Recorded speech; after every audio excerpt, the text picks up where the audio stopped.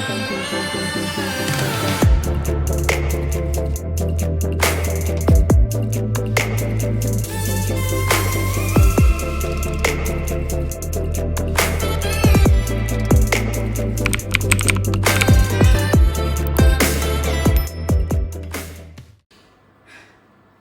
back to my channel. Guys, it's been so long. It's been over a year. It has been over a year since I've sat down with y'all. It's been over a year since I posted a vlog. It's been a while. And today I'm here to sit down, give y'all a life update.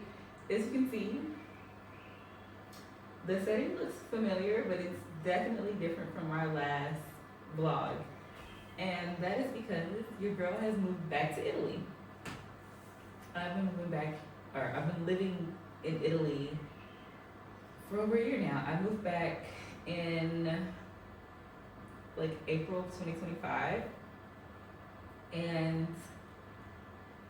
it's been hell. It's been hell, y'all. But I can now see the light at the end of the tunnel, and I'm in a much better mental space to sit down and give y'all life updates, give y'all the real and the raw of what I've been experiencing here. And the crazy thing about it, y'all, is the problem is not the locals, it's not the place, it's the Americans. Always the problem. Just kidding. But yeah, I wanted to give y'all a life update as to what's been going on, where I've been, what's to come. And I hope you guys enjoy the ride. I'm gonna try to keep it short, sweet, and to the point. But grab your water, grab your popcorn, grab your tissues. It's gonna be a doozy. But yes, so as many of you all know, I had lived in Naples, Italy for like a year and a half before we moved to Japan, which was supposed to be kind of I'm not gonna say a permanent move, but when I went to Japan, the intention was that that's the only other country that I'm wanting to live in overseas before eventually deciding to go back to living in, the US. And so, Japan was a big, big bucket list item for me. I always advocated and cried and whined about wanting to move to Japan. And then I got there, and yes, I did love living in Japan. I had a great time. There were a few struggles I had with living there, but it was nothing to do with like the locals or anything. It was just like my own personal thing. Like, I definitely learned some things about myself living in Japan. The main thing being that travel is life for me. It's not like I always thought that, okay, I traveled a lot living in Europe because one, the opportunities here, and two, I really did not like living in Italy the first time. So for me, it was an escape. Come to find out, I really just enjoy traveling. And I'll get a little bit more into that later. But all in all, the opportunity came about for me to move to Japan. And I had been wanting it for so long. So much so that my boyfriend at the time knew this was a goal of mine and was trying to get there for us. So he was gonna eventually bring me. So I moved out of this place, moved into a place with him. I don't know if I want to like insert some footage of like that place because it was really nice. I actually even recorded footage. I had intended on doing like updated home tour and letting you guys see like my place and our place together. We only lived together for a month, y'all, before his opportunity came up to move to Singapore. So of course I was super happy for him. Love that for him. I was like, look, it may not be Japan, but it's Asia. I'll take it. And so I was working towards getting to Singapore with him because of this opportunity. And then my opportunity came to move to Japan. So he's like, babe, that's what you want. Take it. We'll figure out the rest when you get there.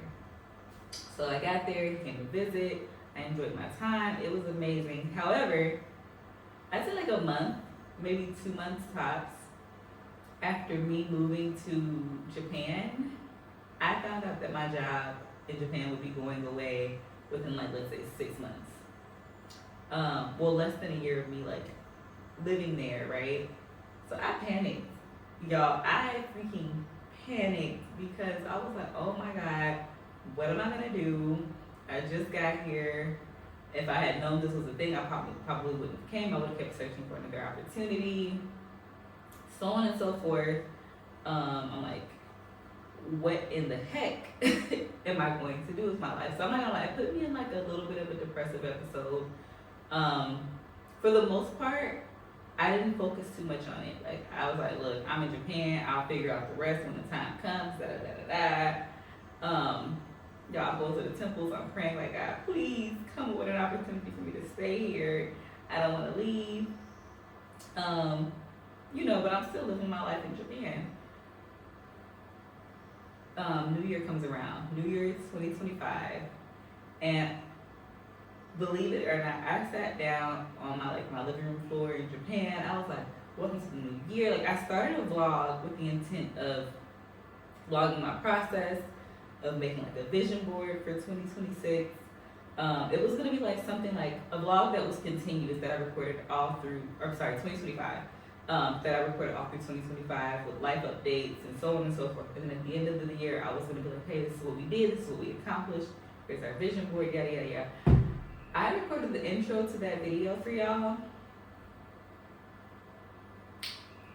cut the camera off, and broke down crying because I genuinely did not know what or how I was gonna get through 2025, what it was gonna have in store for me, anything.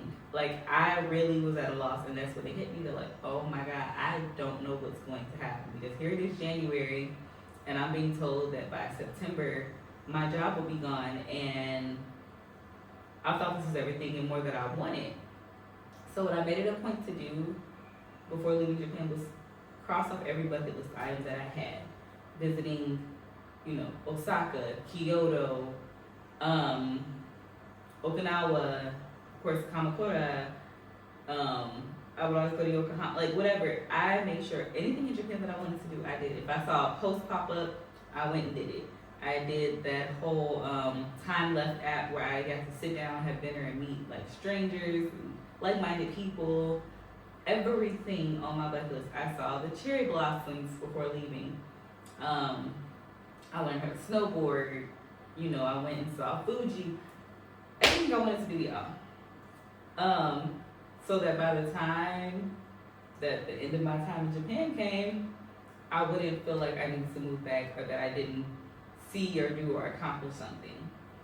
And so, with that being said, I was applying for other jobs. Again, my intent was not really to leave Japan, but there were a few little things that I learned about myself during my time in Japan that I realized, like, okay, maybe Japan is not the end all be all for me. And the biggest thing was like realizing that travel is life for me. I always felt like I was traveling to escape Italy because I didn't like it here the first time. I genuinely hated it. I really did. If y'all watch some of my earlier content, you can tell how unhappy I was here, which is what led me to travel so much.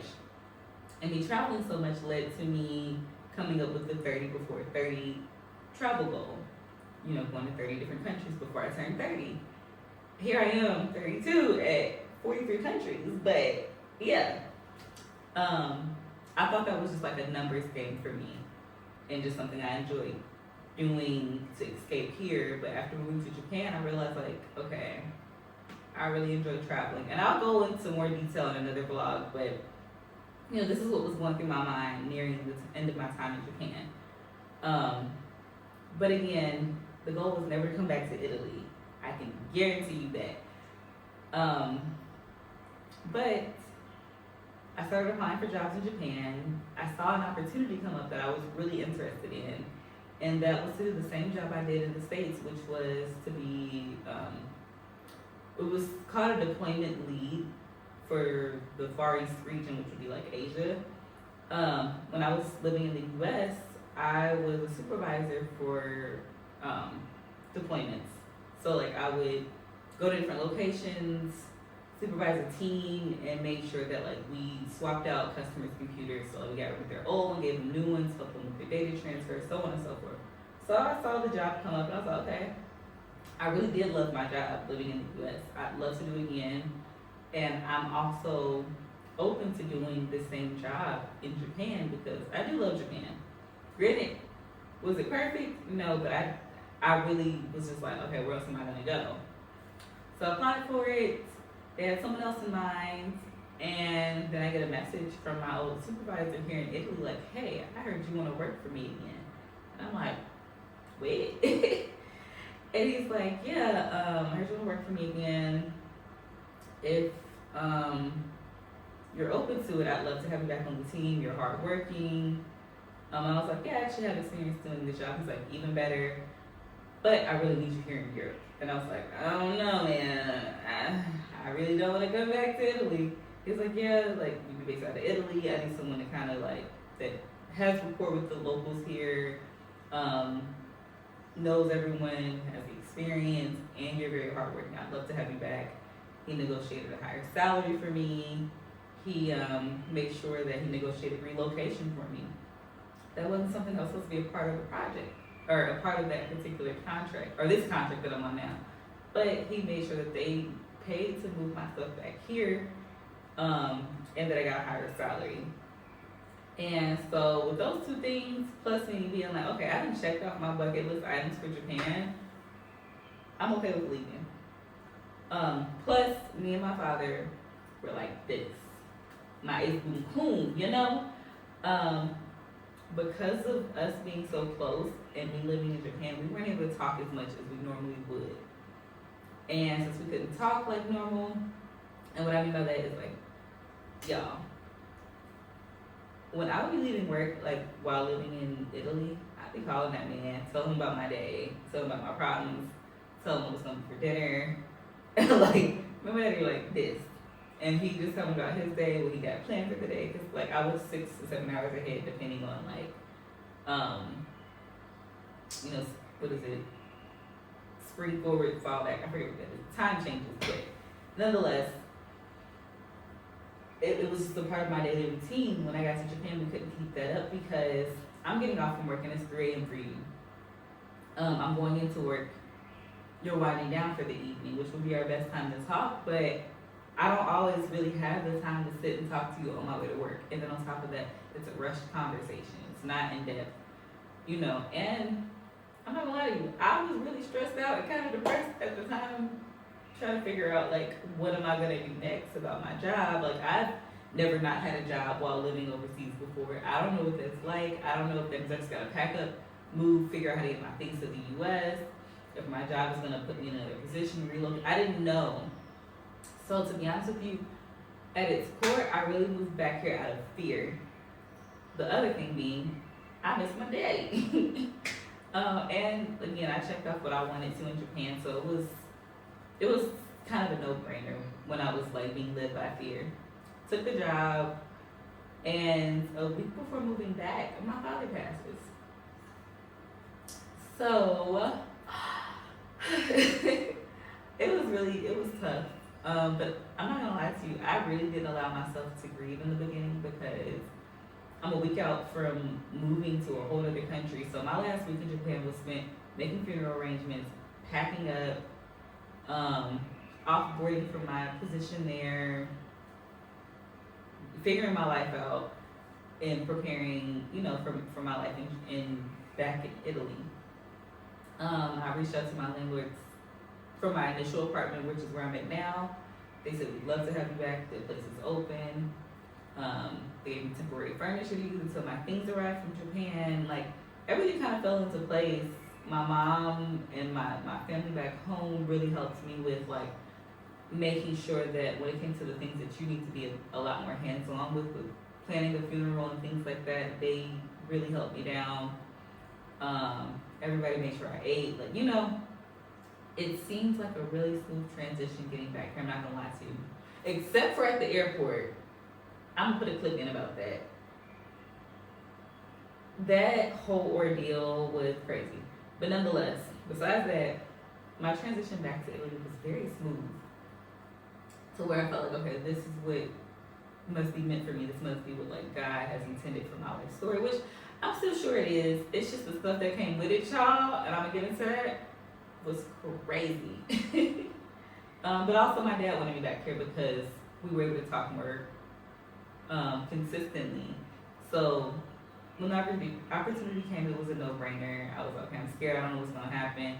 This is the only thing that I know is guaranteed. I'll take it. Came back, whatever. So once I was back here after the funeral and everything, I literally just jumped straight into work mode. I didn't process the fact that I lost my father. There'd be times I'd be about ready to go call him, and I'm like, oh, no, never mind. It was, I buried myself into work, and then on top of that, I really treated my time coming back here in this role that I'm in now as like my saving grace. I felt like I was indebted to the company I work for, indebted to my supervisor. When in actuality, me coming back here wasn't a part of the plan. It's just when the opportunity came up, it made sense because it was the only thing I knew of. And I had my dad backing that decision. He felt like I had more of a community here, so it was a no-brainer. But y'all, it was a lot. Just to summarize everything I've experienced in this role, I've been harassed, bullied, sexually harassed. I've experienced retaliation for reporting people. I've experienced being kind of like exiled for advocating for myself. I've experienced discrimination, racist comments, just like HR nightmare, to be honest with you. It's been a lot. So much so that these things have had an impact on my health. And yeah, it's been a lot. And I don't really want to get like emotional and get too much into it right now. But yeah, it's been a lot. But what I've learned through all of this is, again, to advocate for myself. Even if that means being the squeaky wheel, being the odd one out, whatever. No one else is going to advocate for you. And sometimes even advocating for yourself and calling out problems doesn't really resolve them or garnish solutions or answers. But if you don't speak up for you, who will? I've definitely gotten into like, more of my spiritual life, my prayer, asking God like, okay, look, me leading and making decisions on my own and doing it out of fear has led me to where I'm at now. So you take the lead. I'm gonna take a step back, and I'm not gonna lie to you. Making that decision has been what's made me feel like a weight has been lifted off of my chest. Because it's kind of like, you know what? Whatever happens, happens at this point. I didn't get all I could do. I'm putting it in the hands of God, HR, and my attorney. I ain't arguing with nobody. No, absolutely not. You got a problem with me, take it up with God. You got a problem with me, take it up with HR. You got a problem with me, call my lawyer. Leave me the hell alone. That's where I'm at with all of that. But in advocating for myself, I've also learned when it is time to take a step back and prioritize yourself. The biggest factors in learning that piece for me was my health. I've experienced some health issues related to this job and stress, to where I've had to take disability leave. And I'm not gonna lie to you, half of my disability leave I spent worrying about what's gonna happen with work. Am I gonna be seen as weak? How am I gonna be treated upon my return? And then the other half, I was just like, inshallah, whatever. If God wills it, whatever. I've also learned to like not just take a quick little weekend getaway and get out of the environment, because it's not outside of work. The environment I live in, the country of Italy, is okay. It's when I'm at work. So I actually learned to actually take a vacation, y'all. And I know y'all like, y'all, you travel a lot. You know what a vacation is. You know how to vacation.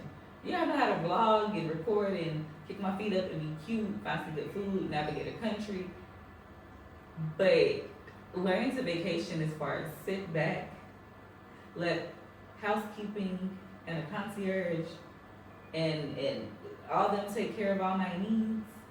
And I'm not saying that as an elitist, but like more like learning to just sit back and relax that was hard. It took some learning for me to do that, and I'm so grateful that I've learned it because now I actually can fully detach and decompress from certain things that are going on. I've learned how to speak up for, and pay attention to my body when I'm experiencing certain things, um, and not being afraid to go to the doctor and saying, "Hey, this is what's going on with me," and tell them the whole story of not just, "Hey, this is a symptom I'm experiencing," but like, "Hey, these are the things that are going on in my life, and now that I'm paying attention to my body, this is seems to have to be how it's responding to it." Um, all these things have taught me like to prioritize myself, my health, my mental. Um, on top of that, I've and coming back because I don't regret it because again, there's some things that have came out of my time being back here that I don't know if they would have came from me staying in Japan or going anywhere else. Um, like certain upgrades, certain certifications, certain experiences, those things have now benefited me in a way to where it's opened up more doors for me to get out of here. I'm grateful for the return and the opportunities and the blessings that have came with it. I just wish I learned how to advocate, prioritize my health and my mental well-being much, much sooner. But it was kind of conflicting. I really did come here feeling like I owed people for getting me out of what I perceived was a bad situation out of fear at the time. Um, I really felt like I had to prove my worth when in actuality, no, they knew my worth. That's why I was asked to come here. Um, I felt like I had to not be sensitive, not, especially working as a woman and a black woman in the tech space, I don't want to seem sensitive or that I'm incapable because, you know, of my gender or my race and things like that. Like working in the environment that I work in, you hear little comments of like, oh, she's a bitch, or he's too sensitive, and you can't be sensitive, like, and all these things. And it's even crazy because, like, to be honest with you, when I look back at the full year and some of these things, it's like I should have came in knowing it was a joke. Yeah, I asked me to come here for my experience and work ethic. And when I say, hey, I've done this job before, and when we did it, we did things, in this way, and not trying to take over and control things, and being told like, yeah, well, that's not how we're doing things here. Forget everything you know. Then why'd you ask me to come back?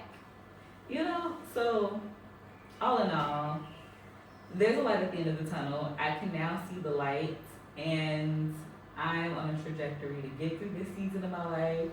I know I'm this close to being on the other side, and I'm kind of being loose about a lot of the things that I'm explaining just because, again, I am still in the environment. I am still going through some of these things.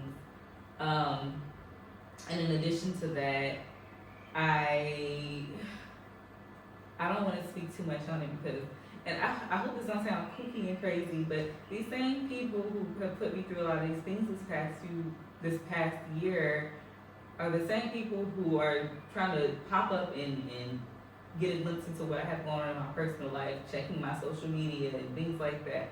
And that's another part of the reason why I haven't really felt comfortable vlogging and putting my lifestyle online, because of, the environment I am. Like, even with some of the people that I'm close to, I still separate certain things, like my relationship. It's none of y'all business. I didn't even announce that I got engaged to folks, and it was a topic of discussion before I could even, tell my own like story. These folks don't even know what my proposal looked like, and they have in their own head their own ideas. And that's another thing I've learned in this season of my life is to shut up. Don't correct a narrative. Let them talk, because at the end of the day, for a lot of these people, they are just as unhappy as I have been in this environment and in this season of my life. And the things, because I want more and I want happiness and I want peace in my life, I've learned that sometimes peace for me, you have to create it.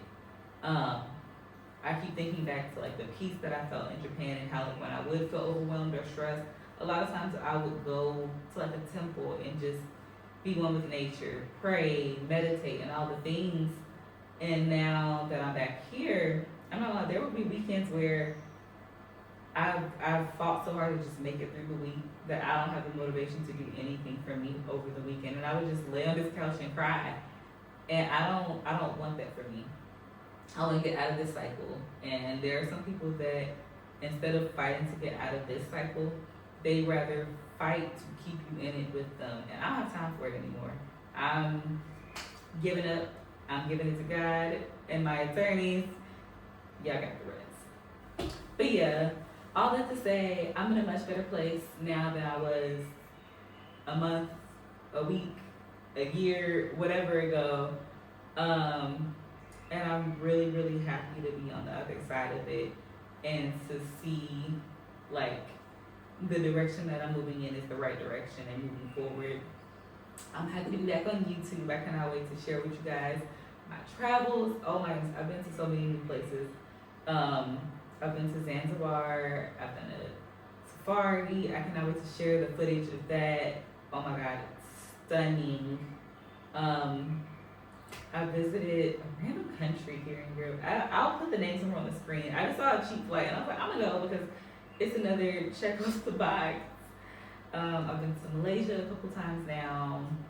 I've now been to the Maldives twice. I still need to post my footage from the first time I went while living in Japan, and then I went again this past December, which is where, bling, bling, bling, which is where I got proposed to.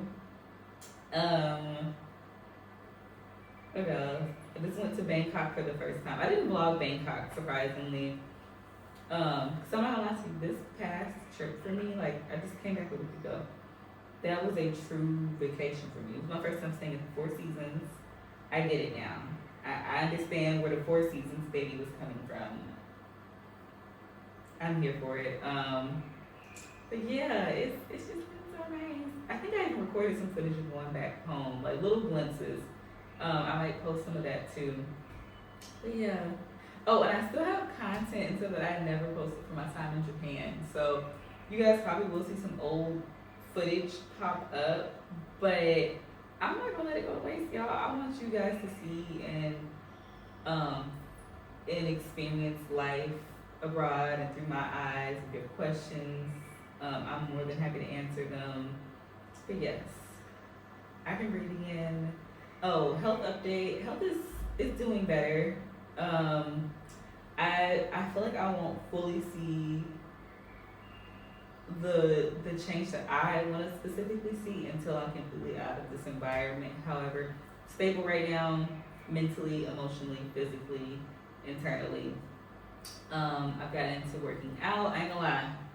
Since being on vacation and then this past week, I allowed myself some time to like just kind of ease back into it. But tomorrow, baby, I'm hitting the ground running, getting back in the gym. So I only took about a week, maybe 2 weeks off. But yeah, it's to the point where like I kind of enjoy it. If I have stressful moments or stressful days, I'm like, okay, I want to go like do some squats. I want to go get on the Stairmaster and get this out of my system. I'd rather put the energy into that kind of stress than in this job, because if y'all don't choose chaos, I'm gonna let you. So yes, thank you guys for tuning in, staying patient with me, the followers that continue to follow and support. Thank you so much. And I will catch y'all next time. You guys, when I say I am so ecstatic to be back, even though I may have taken a break from YouTube, I did not stop vlogging while I was away, guys. I visited so many new countries since we last left off. I know I had my 30 before 30 travel goal. We are now in the 40s, guys. Be sure to stay along for the journey and make sure you like, comment, and subscribe for more content.